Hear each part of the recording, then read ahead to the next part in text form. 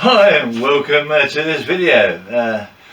Yes, we had a couple of weeks without a video due to weather and having to do repair work on the workshop, and you've got to get your priorities right.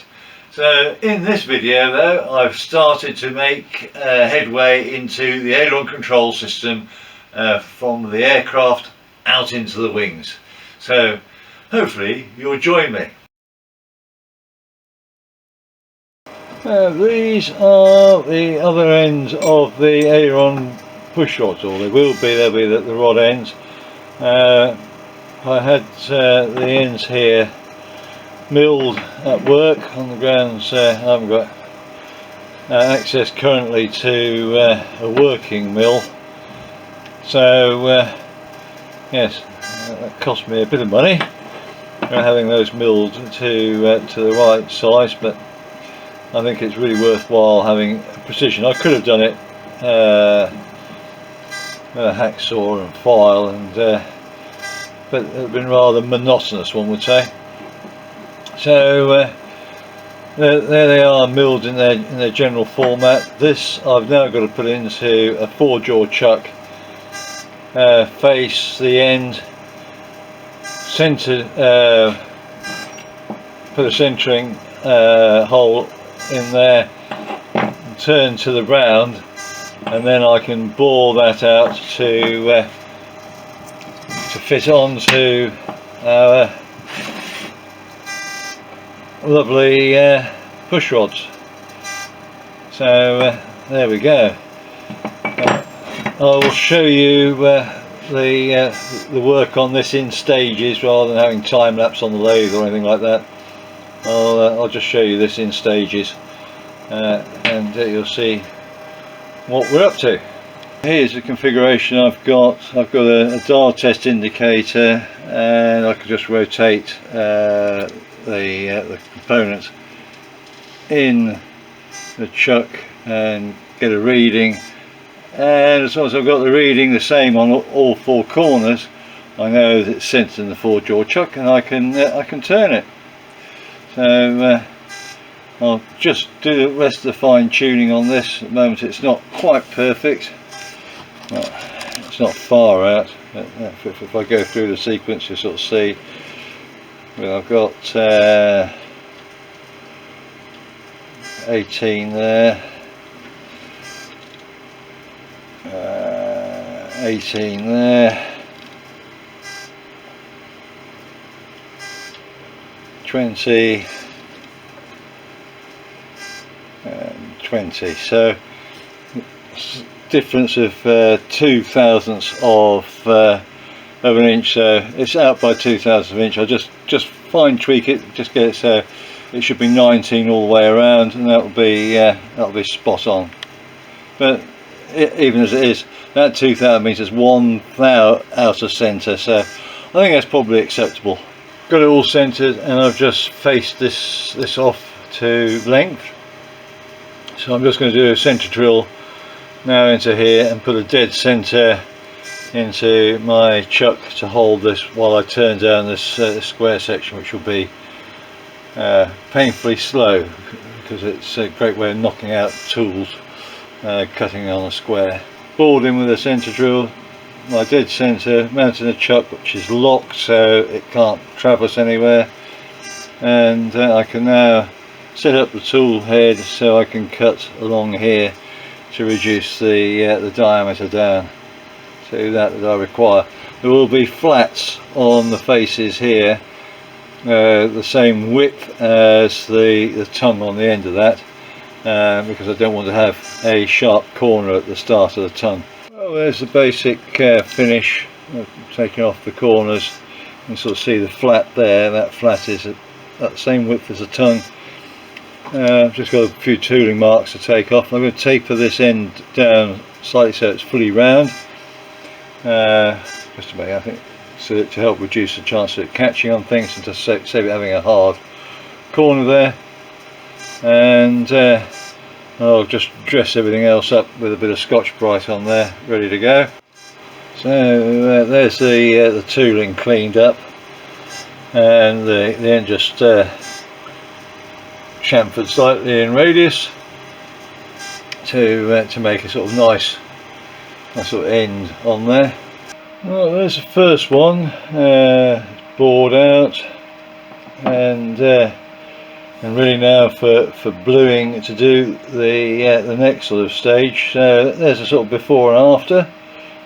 There we go, a rough cut, and that's what it will turn out like. And we'll be once I've got them both like that, I'll be doing some bluing here, and we'll be cutting radiuses and boring this and making up bushes and all sorts of bits and pieces. Okay, so this is the aileron bell crank as it is within the aircraft. So to speak, it would sit that way round. Input goes in here, output comes out here. This is the port wing. So that section there will sit inside there, and to allow for wear and everything else, to make this so it's not going to wear out, or it will wear out, but so it wears out less. We're going to put a brass bushing in here for this to act as a bearing, and then so this can be tightened up, there will be a bright steel ferrule going between the two sides. There's a piece of rod in the 4-jaw chuck. I've just set up the centering on that with the dial test indicator. As you can see, the needle's not moving, so that's spot on. I can now drill up the centre of that slightly under 4.8, and I'll ream it so it's absolutely spot on for the bolts which hold it into the bell crank, and then I'll part those off, deburr them, and that'll make up the ferrules. The external diameter of this is 6.2 millimeters, and I've got a 6.2 ream for the phosphor bronze, which I'm going to utilise for making up the outer bushes. Hopefully the camera's focusing on there. There's one of the ferrules. Created the two ferrules, and they are a close fit into there. They will actually go. I think probably that nut's probably just tightened up a little bit too much. And I'm trying to do this with one hand, but yeah, it just sort of slips in quite nicely. So it's a close fit there. So when the bolts are tightened up, that will not rotate. So that'll be good. These are just temporary bolts. They're too short. We want I want to be one size longer, and there'll be drills obviously to take split pins. So we've got the two ferrules done. I've just got to make up now some bushings to go into here. In 2 minds, do I make it as a bush that's flush?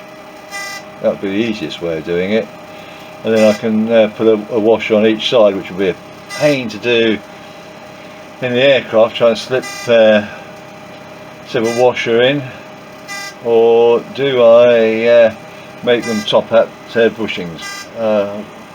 I'll have a quick look at the stock I've got and work out which way I'm going to go. So I've made up these phosphor bronze bushings, a pair of them. They are 7.5 millimeters long, and this section of metal here is 6.5 millimeters long, so it's going to have 0.5 millimeter sitting out each side. So we can put a 0.5 millimeter wide washer on each side of this, when we slide it into the bell crank here, and it'll be located, so you're not trying to fumble and fiddle to try and get the washer to line up. So it'll have a 8mm half mil thick washer. It will slide over the top of the bush, or go onto the bush, and be able to slide in, so it will take up the small amount of slack that's in there, and there'll be a slight clearance, so it'll allow it to all move nicely. So that's what I'm doing, because I didn't have the material to make up top hat bushings. Well, I did have the material, but the amount of wastage would be horrendous to try and get out to a nice diameter hedge and make it 0.5mm thick. It's not really a practical way of making up the top hats for there.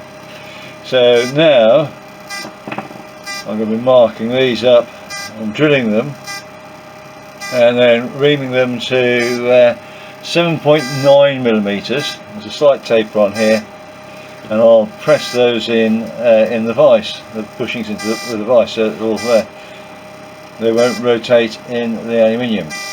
There we go, that's the plan anyway. Okay, so I'm just using the surface table and surface plate, I should say. I've got a bit of a height gauge here. I've sort of set this up roughly by eye, so it should be around sort of the middle. I'm going to just do a score line like that there. I can turn it over and I can repeat that score line, and that gives me like a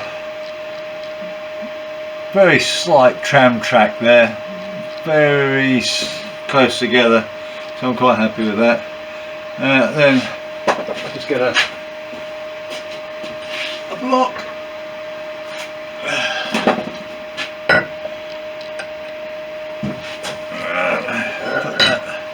put that way up, like that. I can now score across there. I set this so that it's actually very slightly high, so the tram lines here are separated because it's slightly high. I've now got that cross there, it's very slightly high, but that's pretty much just going to be the centre of the arc for me to scribe a semicircle here, so I can actually cut this and round the end nicely after I've centre punched it, so I can then drill it and ream it to accept the bushes. So that's that one done. I'll repeat it all on this one, so there we go. Like that.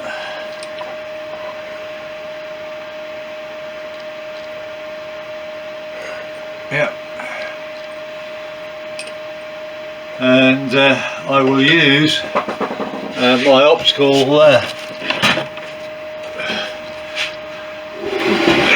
take that away. I'll use my my optical centre punch system to find and punch that intersection. I'll link up here for you to be able to go to the video where I actually show the use of the optical centre punch, so you can see how this tool actually works. It's very, very good for what we're about to do. Into the centre punch mark I did with the optical centre punch, I can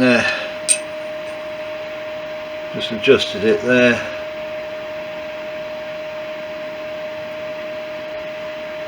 I can score on.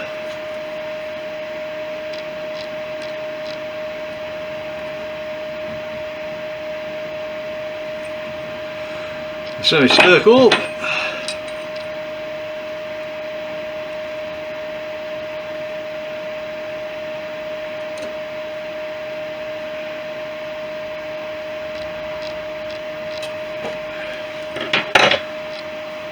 I can cut and file that lot there to make that really quite nice. So I'll do that and we'll show you what the end result is like. And there we go, that's actually just filed and then cleaned up to give me the a nice radius all the way around there. So I'm just going to drill these out to accept the phosphor bronze bushings. We'll press those in after I've cleaned off the engineer's blue off these faces, and then I'll mark up these two faces for the rivets. Let's drill this out to 7.8 millimeters, and then I can ream it and we'll be ready to go.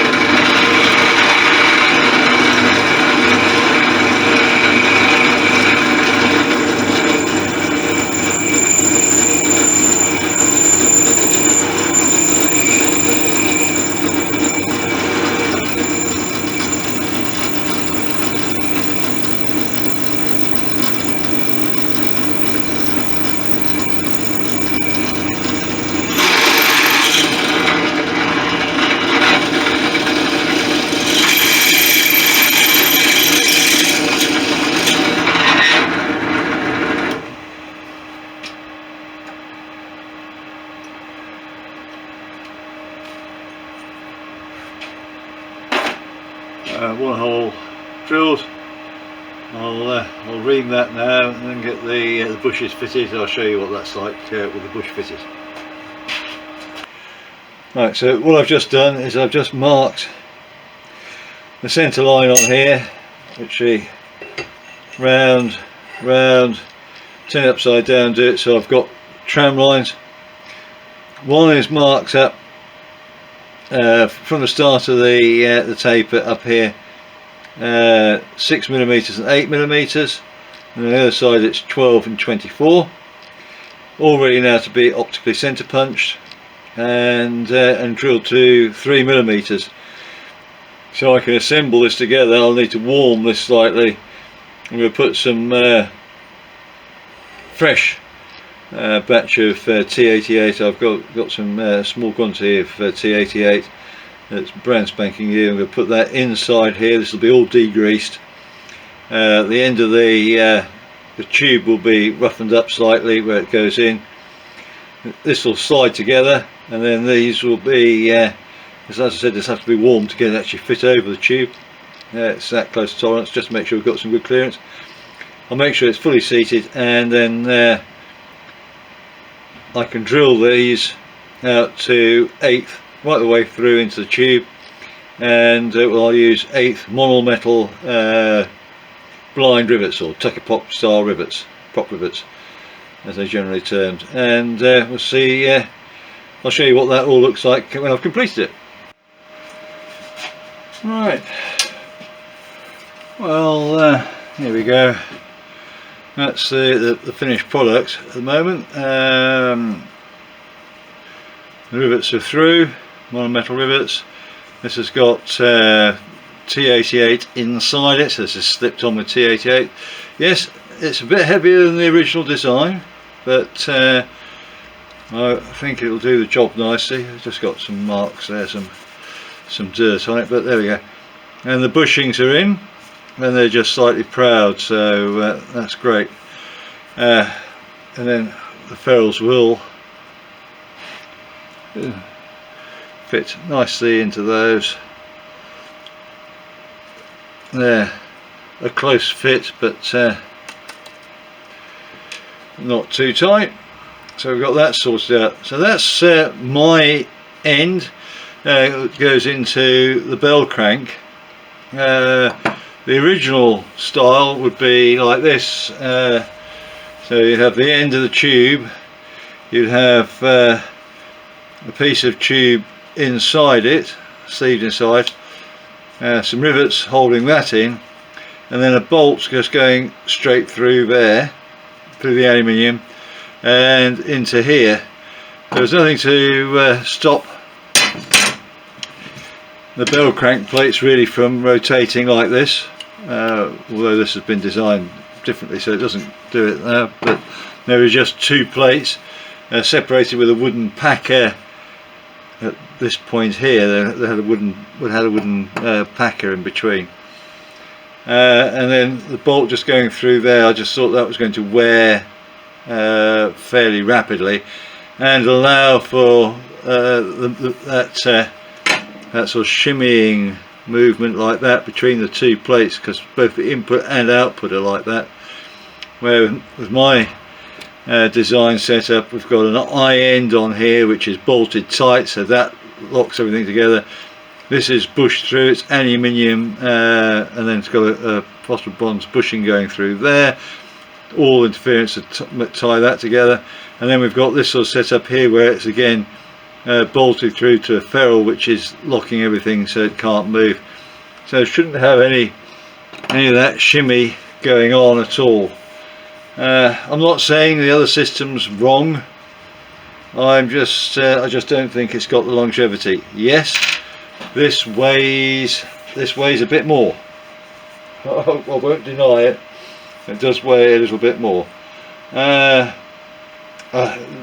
the amount it weighs more, I don't think is hugely significant considering the amount of longevity it produces. I could have turned it down here a little bit more to reduce the wall thickness. I calculated that I could save myself a whole 10 grams per side if I did that, and decided that the step going up to this diameter here would be well, it's just a potential area for fatigue and bits and pieces, so, and gave me less space and all sorts. So I've kept it like this. The end fitting here, that compared to the weight of that is massive, 20 grams. So hey ho, I think I can live with that, don't you? So I've increased the weight of my aircraft by 40 grams. Well, that's it for this video. I hope you enjoyed the sections on how I've created the rod ends for my aileron control run, and I hope you've had a good Christmas, and I hope you'll catch me again in the new year. So bye for now, keep well and fit.